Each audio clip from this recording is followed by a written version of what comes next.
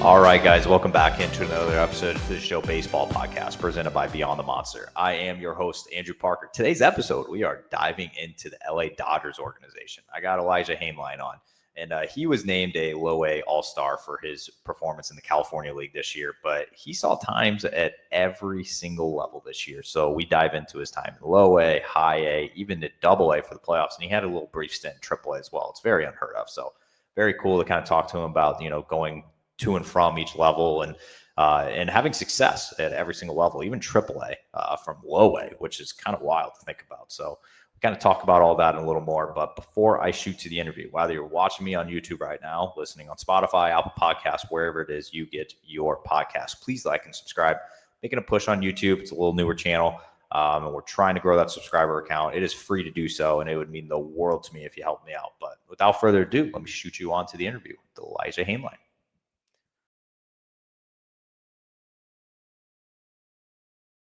I am joined by Elijah Hainline, who is fresh off being named an All-Star for 2025 for his time with Low A, which actually, as we were where I actually want to start this, is you got time at every single level this year, which is kind of unheard of. I don't think I've really come across too many guys that play at every level, but I do want to start at your 2025, especially in Low A, where you were named an All-Star. Can you just look back at, obviously it was your first full year of pro ball, and just kind of tell me what sticks out to you about this year?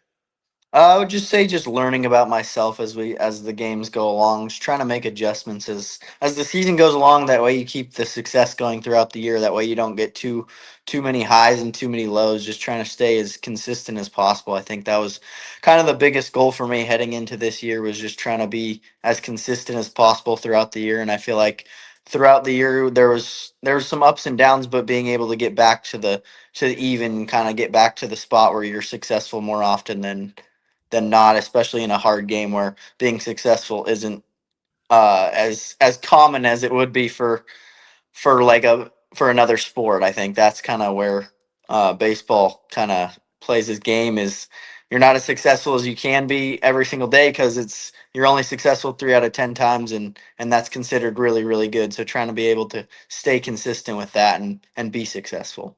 Yeah, it is kind of wild that I think it's the only sport that, if you are successful 3 out of 10 times, you are considered a pretty good hitter. So it's always something to put it in perspective a little bit. But for yourself, you're a little over a year and a half since you were drafted and became, you started your professional career, and you just ended and wrapped up your first full pro season. So how long did that take you to start 2025? And obviously, your numbers you put up in the California League this year were pretty good. So it looked like you were comfortable early on, but what was the adjustment period like for yourself, just being acclimated to pro ball?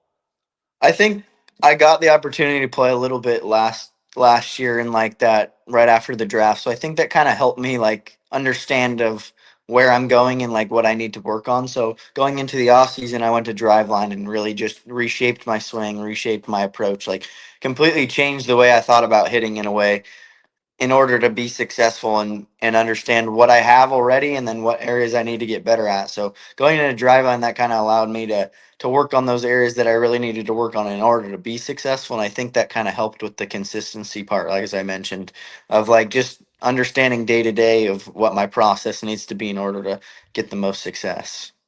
How long have you been training with Driveling? How many off seasons have you been doing it? This last year was my first off season. I'm gonna end up doing it again this off season, just because I feel like there's some things that I want to work on too, and it gives me a kind of a spot that I really feel like I can thrive and challenge myself in the off season to get better and find ways to become that MLB player instead of just a really good minor league player. So I've come across quite a few Driveline guys that are now on, affiliated with professional teams, and whether it's from coaches that used to be trainers there, or even Kyle Bodie himself. I've come in contact with a lot of these guys, especially in the Red Sox organization, that have come over from Driveline. So for yourself, what have you noticed? Obviously you've only been doing this now. You had it last offseason, you're going to do it again. What is the biggest difference for you in preparing for the season at Driveline compared to maybe what you did in the past? I think for me, it's just the challenging environment. It's challenging yourself to get into positions that you need to be in, and like challenging the way that you think you need to move, but having the data to back up the ways that you actually need to. Like having data to back up the ways that you can actually increase the way you're moving, or make it better, or find ways to get an edge of just looking at something like that. So going through like a mocap and looking at all your movements and seeing what areas really need to be worked on and what areas are good and what don't need to be like as big of a focus, and how you can get better on those areas. And I think that's kind of was the biggest thing, was just challenging myself in that environment of getting dominated for like a month straight until you kind of start to figure it out, and then it gets a little bit better, and then you start understanding, okay, how can I implement this into the actual game, and find a way to continue that, especially going into this off season of trying to do it again. Like, okay, what went well, and what can we work on and get better on, and stuff like that, since we already built the basics. I'll tell you what, I'm a big fan of everything Driveline does and what they stand for, and it's very telling with how much, like I mentioned before, all their trainers are, getting jobs all across professional baseball, and it's very telling. I think they're doing something right over there, and I think you're a good example of it, obviously coming into this year and having the year that you had.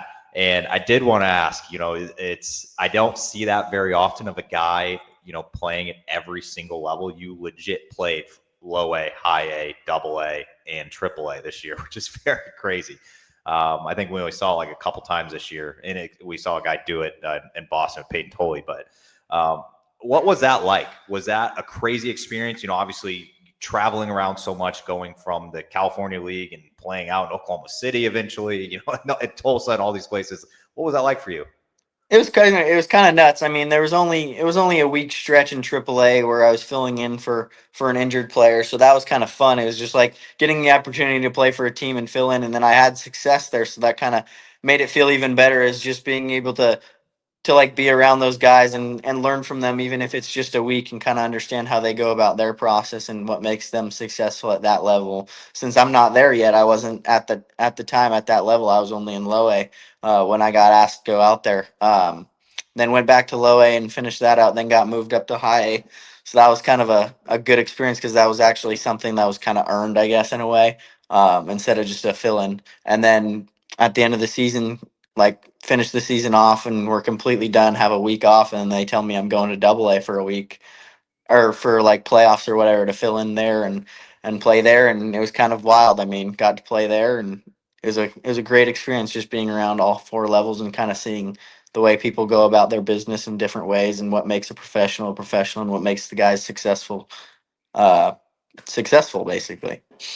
Did you know, and I know this was just a very short time of your experience in AAA, but I have been around quite a few AAA clubhouses, and then, I've seen AA and high and all that. And I do feel like AAA is truly so much different than any of the other levels, just because you have the possibility of being in a clubhouse with, a guy that's a 10-year MLB veteran, and then you got the top prospects and you got all this. Like, it's just like, it's that only clubhouse where you have the guys that have the true MLB experience. Like, did you have any, I'm not sure what Oklahoma City's roster looked like at the time you were up there, but was there, I guess, what was that experience like for yourself in the clubhouse?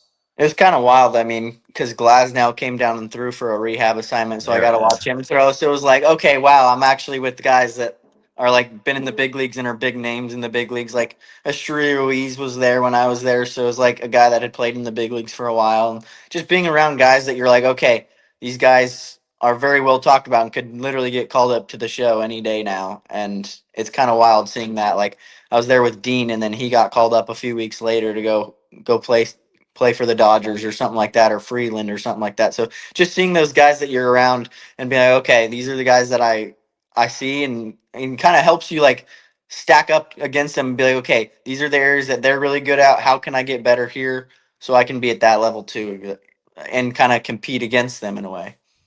Yeah, I think last year, not in 2025, but 2024 was one of the wildest times I've ever been around AAA clubhouses. I was hanging around like Joey Votto, Johnny Cueto was floating around, and it's just like these guys are trying to teach all these younger guys in AAA, and I'm just like, you can only get this right here, AAA. It's a whole different ball game, man, than being down in low A, high A, and even double A. But all right, so shooting to your off season, I know you kind of told me you're going back with Driveline once again. I know you're a Pacific Northwest guy. I know they're very big up there. But it's your second professional off season, and you are going to be leading into your second spring training. Well, I think it's going to be here in less time than you know it. I think it's like 4 months away or something. It's kind of crazy. But what are you going to be doing anything differently as you prep for the spring training? Because I know last year was a first time for you. It was a first ever spring training. You probably didn't really know what you were getting yourself into, but what are you going to do to prepare yourself for spring training this time around?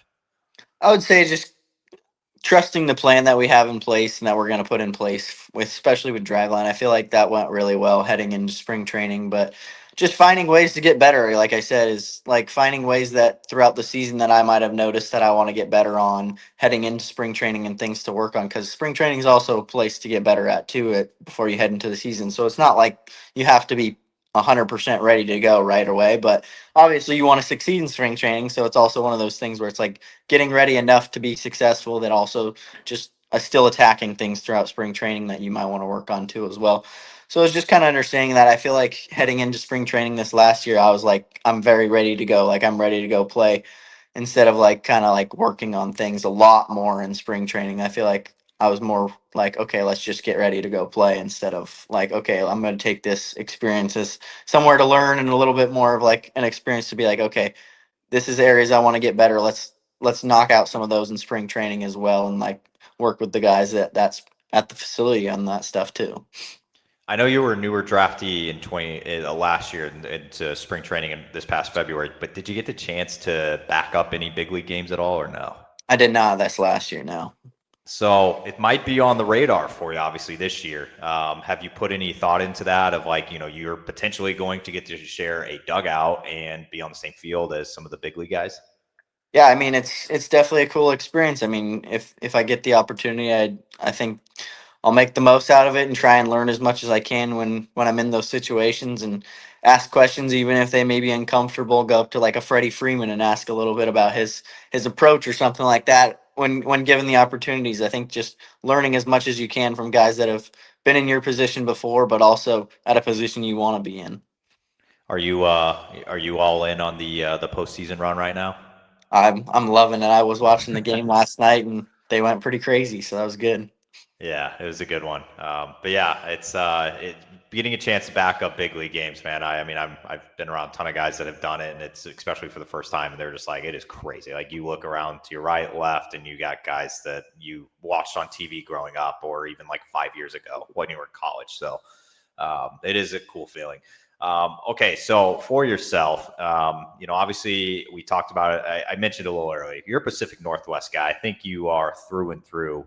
I think you grew up in Washington, if I'm correct on that. So, for yourself, obviously for college, I always like showing some love to kind of where you were made and where you came from to get you to where you are. And, I know you were a Wazoo guy, and then you ended up going to Oregon State. So, can you kind of tell me what it was like playing up there in the Pacific Northwest and how it got you to where you are today?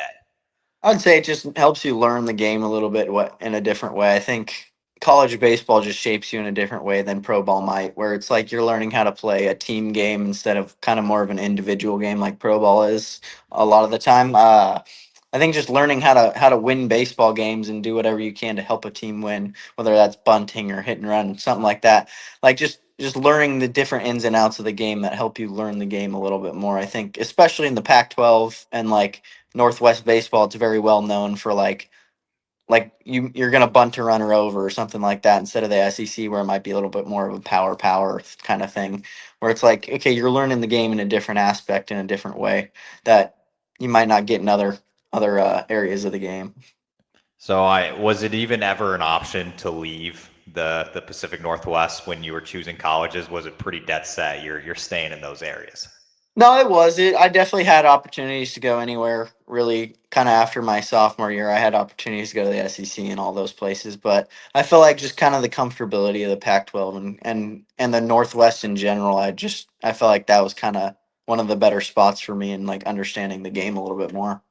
Now, I know you didn't get drafted by the team closest. Obviously, it's the Mariners, but getting drafted by the Dodgers, I feel like, is probably up there with like second or third best possibility to be closer to home and family and friends and things like that. To come watch you play when you were in California. I know Oklahoma's a little far, but was that like a positive for you at all? You're just like, you could have been drafted by the Marlins and been on the complete opposite, farthest away possible from everyone, all your friends and family. So was that kind of a positive staying out west?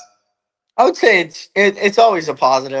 I think the Dodgers as an organization is just an organization a lot of people would wish to play for or wish that they could be in, especially how well known they are for their development and stuff like that. I think that was more of the biggest aspect. I honestly, to me, heading into the draft, it really didn't matter who took me. I was just excited to go play professional baseball, and it just happened to be the Dodgers. And looking back at it, it's like, okay, yeah, it's a great experience. Yeah, I come across a lot of California guys though. They're just like, out in the East Coast, and they're like, I do miss my in and out. I do miss some of these things that I can't get out here. I love the West Coast vibe. So it's always something that you put in perspective of like, you are far away from home, but you are, in your case, you're not too far. I know Oklahoma's kind of probably a little different, but all right. So I'm shooting off the field here. Got a question for you. So you're in your off season now. You probably got a little more downtime than usual, and then even dating back to the season, every Monday is an off day, so you had some free time. What do you do in your free time? Like, how do you spend that? And how did you spend your Monday off days during the season? Yeah, I mean, this off season, I've been golfing a lot more, trying to get my golf game get my golf game down to where I want it to be. I shot finally broke 80 for the first time, so Oh, that was pretty exciting. Went out with my fiance's dad and went golfing and broke it there, and it was pretty exciting. But off season usually it's or like during the season on those off days, it's just getting kind of just chill and kind of recover and rest before you go play. But every once in a while, I would go golf with like some of the guys or whatever like that. Just hanging out with guys on the team, even though you see them 5, 6 days, 7 days a week. Getting those opportunities to build relationships, I think that's really where the fun aspects of pro ball are is building those relationships with guys. that's got to be a good feeling, having the best round you've ever shot in front of the future father-in-law. Oh, absolutely. I mean, he had his best round he's ever shot too. We're not going to tell him because, or we're not going to say it out loud because he wouldn't want me to. But it was his best round possible too, so that was pretty exciting for him too. I think I play worse when I play with the father-in-law. I don't know why. It's like the pressure's there. Like, I mean, he's good. I mean, he's obviously very nice. Like, I've been married for over a year, so it's like nothing like I'm intimidated or anything. It's just I just don't play well with Yeah. him. I don't know why. The I first tell few you. times that we ever played, it was I was rusty, so I was pretty rough out there, especially on like the first like one or two times. It was like, oh, I cannot hit a single shot to save my life, and then starting to get it back a little bit more and more as we go. Yeah, no, I'm jealous. I have not broken 80 yet. That is something that's still on my radar. So kudos to you for that. That is not easy to do. So last question here. So I know we talked a little bit about what you're doing this off season, heading into your spring training. I did want to ask you about your 2026 season. Do you like, I know we're very far out. I know you just started your off season, but I'm not sure if you're a goals guy at all, whether it's like number goals or just like any type of goals, personal goals. Do you have any goals that you feel like you will set for the 2026 season? Do you have like maybe one or two that you're thinking about already? I think there's always goals to set. I mean, obviously, if I'm able to start in Double A, which is the hope for me, obviously, I'll be happy with wherever I start at and make the most out of any opportunity that I'm given. Because it's not in my hands to choose where I get to start at. But I think just like making the most out of every opportunity. I think that's always a goal, and like just enjoying every single minute of it. I think a lot of the time this last year there were some goals placed on like specific numbers, and sometimes that's good and sometimes that's bad. I think there's going to be aspects where I'm going to probably do that a little bit just to give myself like something to do with like that mental side of it, but I think more just enjoying it every day and letting that kind of take its own toll. I think that's kind of the best way to go about it, especially learning and going into my second year of like placing that pressure off of the exact numbers that you might want, because that can place a lot of pressure and put a lot of extra unneeded pressure on the game than it needs to be, and just allowing yourself to go play freely and have fun and enjoy it. I think obviously you want to go make the all-star teams and you want to go win awards and stuff like that, and that'll come if you just play well and have fun and enjoy it every single day. So I think that's kind of where my mindset is going into this next year, and just learning from that especially. Yeah, I feel like that's why I usually kind of turn, some guys do like setting the number goals, but I feel like maybe for yourself, you're like, hey, I want to hit like 10 home runs next year. It's like you're going to start driving yourself crazy. If you're at like 2 after like June or something, you're like, well, here we go. I'm trying too hard. So I love it. I love the different types of like personal goals, things like that. Starting goal, starting double A, do like that. So all right, Elijah, I very much appreciate all the time. Obviously, I'm wishing you best of luck going into your off season and heading into the 2026 year. But thank you so much for doing this and hopping on. Thank you. I appreciate it. Thank you for having me.